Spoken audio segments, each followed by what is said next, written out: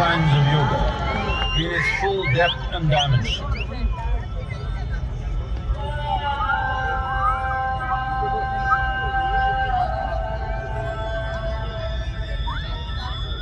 He expounded 112 methods of attainment, offering his disciples access to the deepest innards of creation.